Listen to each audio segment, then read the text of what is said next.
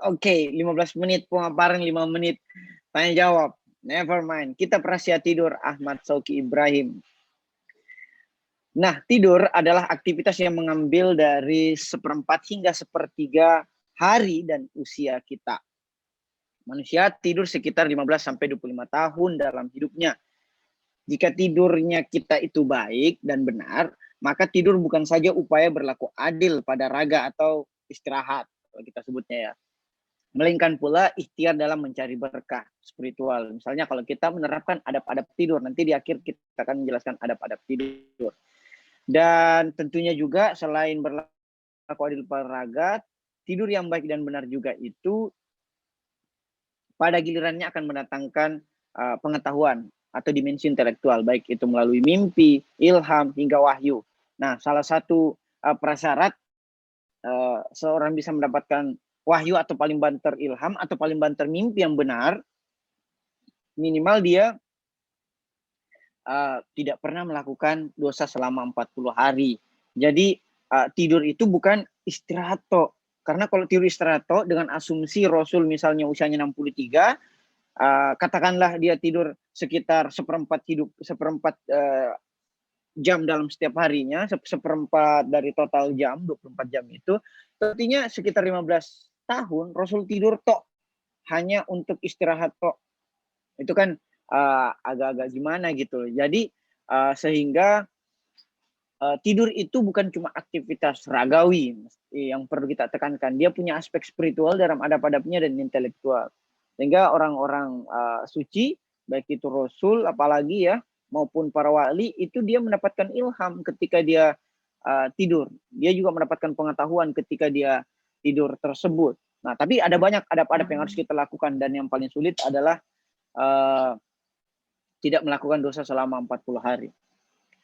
Nah, dalam Islam sendiri, Allah Subhanahu wa taala tentu tidak tidur dan tidak sepantasnya dia tidur. Ini dijelaskan dalam ayat kursi yang sering kita baca, misalnya yaitu Tuhan itu tidak mengantuk dan tidak tidur. Nah, dalam Al-Qur'an pula dalam surat Al-Furqan ayat 47 Allah Subhanahu wa taala berfirman, dan dialah yang menjadikan untukmu malam sebagai pakaian dalam tidur, pakaian dan tidur untuk istirahat. Sehingga dapat kita simpulkan pula bahwa tidur itu gunanya untuk beristirahat sebagai pakaian kita itu malam. Nah, sabda Rasulullah juga ketika ditanya apakah para penghuni surga tidur, beliau Shallallahu Alaihi Wasallam menjawab, tidur adalah saudara kematian, sedang di surga tidak ada kematian. Itu artinya kemana sih roh kita ketika kita tidur? Nah, rohnya itu berkumpul dengan roh-roh para pendahulu kita yang telah meninggal, dalam hal ini di alam barzah. Karena alam mimpi itu adalah personifikasi atau bentuk dari alam mitsal, alam mimpi, alam barzah terendah gitu. Jadi alam mimpi itu merupakan gradasi dari alam mitsal terendah. Sehingga pula kita biasa bertemu dengan orang yang telah meninggal itu di alam mimpi kita. Karena di alam mimpi itu jembatan untuk menuju ke alam barzah. Nah, sementara dalam kesehatan, tidur itu membuat tubuh kita suhunya menurun tentunya. Begitupun dengan tekanan darah kita, gerakan usus kita juga melambat, terjadinya perubahan-perubahan pada sekresi hormon, dan kerja dari saraf simpatetik itu menurun. Tetapi yang unik adalah di fase kelima itu aktivitas otak kita justru meningkat. Jadi jangan berpikir bahwa ketika tidur otak juga berhenti bekerja. Otak itu mah ya kerja terus, baik itu tidur maupun terjaga. Nah, berbeda usia, berbeda pula kebutuhan tidurnya. Bagi bayi misalnya, dia butuh tidur sekitar 20 jam, bahkan ada yang sampai 22 jam. Nah, kemudian di usia anak-anak hingga remaja, yaitu 10 sampai 20 tahun, dia butuh tidur 8 jam, dan orang tua misalnya golongan dewasa dan parubaya itu tidurnya paling sedikit, yaitu 6 jam. Tetapi setelah lansia itu kembali lagi pola ke anak-anak sampai ke pola yang paling kecil, yaitu pola bayi. Makanya lansia itu atau orang yang sudah lanjut usia, kebutuhan tidurnya menjadi meningkat kembali gitu. Nah, bagaimana dengan mimpi? Nah, mimpi dapat pula disebut sebagai masa-masa aktivitas akal dan pikiran yang terjadi ketika tidur kita tengah nyenyak. Nah, para psikolog, misalnya Sigmund Freud nih, dalam bukunya The Interpretation of Dream, mengatakan mimpi adalah media yang digunakan oleh pikiran manusia untuk mengembalikan beberapa hal yang terjadi atau tidak terjadi, atau beberapa permasalahan ketika manusia tidak dapat menyelesaikannya. Jadi ini adalah aktivitas alam bawah sadar aja tuh mimpi. Misalnya ada sesuatu yang sangat kita inginkan atau sesuatu yang sangat kita takutkan, justru terbawa di alam bawah sadar kita sehingga menjadi bunga-bunga tidur atau mimpi. Rasulullah Shallallahu Alaihi Wasallam bersabda, mimpi seorang mukmin dapat menjadi salah satu bagian dari 46 ciri kenabian. Jadi mimpi seorang mukmin itu salah satu ciri dari kenabian. Walaupun sekarang kenabian sudah ditutup ya, karena uh, Hataman Nabiin itu adalah Rasulullah Shallallahu Alaihi Wasallam sendiri. Nah, sehingga di dalam Al-Quran dikisahkan beberapa mimpi yang benar. Contohnya dari Nabi Yusuf alaihissalam ketika masih kecil, misalnya dia disembah oleh 12 bintang, mimpi 2 orang penghuni penjara ketika Nabi Yusuf alaihissalam di penjara, misalnya ketika dia menakwilkan mimpi, dan mimpinya Raja Mesir yang membuat Nabi Yusuf alaihissalam diangkat menjadi bendahara negara Mesir pada waktu itu. Hingga pula mimpi Nabi Ibrahim alaihissalam ketika menyembelih putranya yaitu Nabi Ismail alaihissalam yang setiap tahunnya kita peringati sebagai Idul Kurban. Nah, adapun untuk gangguan-gangguan tidur dapat kita simpulkan ke dalam beberapa gangguan, misalnya insomnia. Nah, insomnia ini adalah orang yang sulit tidur misalnya. Jadi orang begadang sebenarnya bukan insomnia sih. Insomnia itu memang dia niat tidur tapi nggak bisa gitu. Jadi seharian dia kerja, pas di waktu malam dia nggak bisa tidur.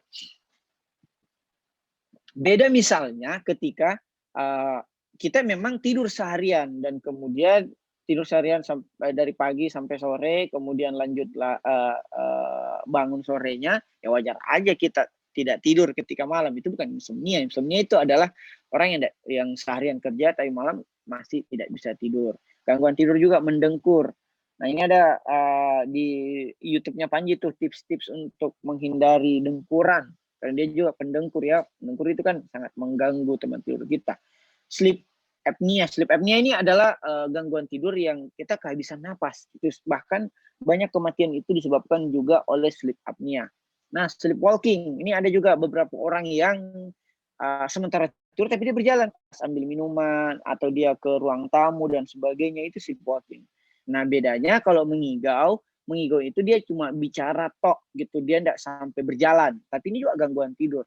Nah, termasuk gangguan tidur pula adalah perempuan yang sementara hamil dan menyusui karena dia harus bangun, harus kesulitan tidur, dan harus menyusui anaknya ketika tengah malam. Ini beberapa dari gangguan tidur. Nah, untuk kita dapat tidur secara baik dan benar, adab-adab tidur telah dicontohkan oleh Rasul SAW. Yang pertama, menjaga kebersihan tempat tidur. Ini yang paling penting sih juga. Bagaimana kita mengibas-ibaskan sapu di tempat tidurnya kita. Jangan menyosor-nyosor aja langsung tidur. Menjauhi polusi udara, suara, dan cahaya. Polusi udara maksudnya jangan sampai kamar itu pengap atau banyak bakteri-bakterinya. Polusi suara juga kita jauhkan dari kebisingan. Apalagi beberapa orang dia biasa tidur pakai headset atau dengan menyetel musik. Itu sebenarnya sebaiknya dihindari. Menjauhi juga cahaya, karena cahaya itu misalnya lampu membuat otak kita semakin sulit dalam beraktivitas ketika kita tidur, karena dia harus menangkap lagi tuh penginderaan atau bias-bias dari cahaya yang masuk. Menghangatkan kamar tidur pada musim dingin itu juga ada. Tidak meletakkan tumbuhan dan hewan di kamar tidur. Misalnya ada yang punya kaktus atau punya hewan piaraan, itu sebaiknya dihindari untuk dimasukkan dalam kamar tidur. Bersuci dan menyikat gigi. Ini juga penting. Berniat bangun malam untuk beribadah. Jadi kita niatkan memang untuk bangun malam ketika beribadah.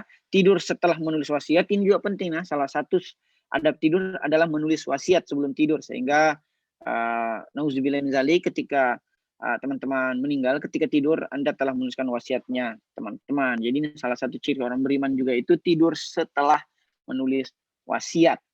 Nah, bertobat dalam artian muhasabah, atau kalau kemarin dalam bahasanya Albar, menghizab diri itu juga penting. Nah, Kalau di resensi biasa kita sebut sebagai 24 habits-nya gimana, sehingga ada poin-poin harian atau memohon maaf kepada diri dan memohon maaf pada orang lain. Tidak mementingkan alas tidur yang empuk, misalnya pilih-pilih tempat tidur gitu, "Aduh saya nggak bisa nih tidur di tempat kayak gini, bla bla," gitu. Tidur menghadap kiblat ya, bukan melawan kiblat atau, menyampingkan kiblat, tapi menghadap kiblat, jadi kepala yang, di atas, menghadap kiblatnya. Berdoa sebelum tidur juga itu, bagian dari adab tidur, misalnya doa dari Fatimah Az-Zahra alaihissalam, yaitu ada, 3 qul dan, subhanallah walhamdulillah wala ilaha illallah wallahu akbar, ayat kursi, dan istighfar, banyakin. Nah, kalau tidur menghadap kiblat itu juga, harus kita menyamping ke kanan tidurnya, jangan sampai tengkurap atau telentang. Nah, ini banyak nih yang tidur biasa tengkurap, tidur aja langsung dia tengkurap atau telentang ke atas, padahal paling bagus balik ke kanan, menghadap ke kanan dan, menghadap kiblat. Termasuk bagian dari adab tidur pula adalah mengingat kematian, karena, tidur kan seperti sabda Rasul tadi, saudara dari kematian.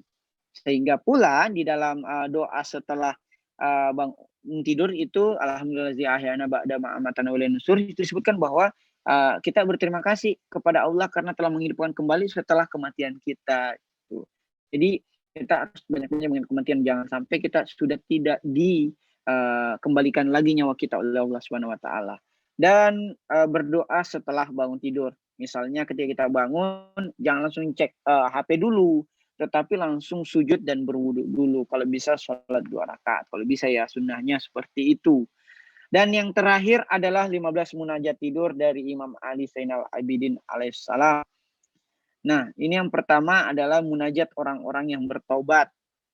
Nah, ini munajat itu doa ya, jadi ada orang doanya orang bertobat, ada munajat orang-orang yang mengadu, munajat orang-orang yang, ketakutan, munajat orang-orang yang berharap, munajat orang-orang yang bersukacita, munajat orang-orang yang bersyukur, munajat orang-orang yang taat kepada Allah, munajat orang-orang yang menuju sesuatu, munajat para pecinta, munajat orang-orang yang berwasilah, munajat orang-orang yang membutuhkan sesuatu, munajat orang-orang arif, munajat orang-orang yang berzikir, munajat orang-orang yang memohon perlindungan, dan munajat orang-orang yang zuhud. Nah, pentingnya adab tidur ini karena jangan sampai kita itu tidur hanya tidur-tiduran, tidur gitu, atau kita ketiduran atau tidur atau bahkan ditiduri tidur yang benar, membuat kita bukan hanya berlaku adil pada raga, tapi juga bagian dari ikhtiar mendapat berkah spiritual dan berkah intelektual, yaitu, mimpi yang benar, ilham, atau bahkan wahyu. Nah, sekiranya itu pengantar mengenai kitab rahasia tidur dari Ahmad Shoki Ibrahim. Thank you, semoga berkah dan bermanfaat. Wassalamualaikum warahmatullahi wabarakatuh.